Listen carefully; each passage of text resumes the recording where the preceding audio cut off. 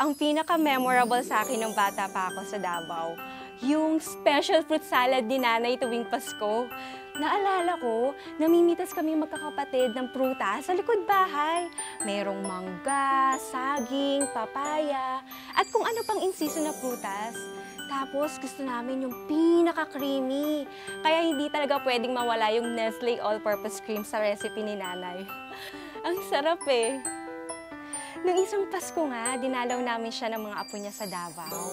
I really wanted them to taste and experience their Lola's original fruit salad. Kaya sila mismo namitas ng mga ingredients sa likod bahay. While watching them, grabe, nag-flashback sa akin lahat ng mga masasayang Christmas memories ko with Nanay. Ngayon, dito sa Maynila, gusto ko laging may fresh fruit sa fruit salad namin tuwing Pasko. This gives us a taste of home. Pero madalas, namimiss ko pa rin ang original recipe ni Nanay. Nakakamiss yung special ingredient niya sa fruit salad, yung sarap ng yakap ng kanyang pagmamahal. I'm Jane at ito ang aking Kapuso Christmas Story. May Kapuso Christmas stories ka rin ba?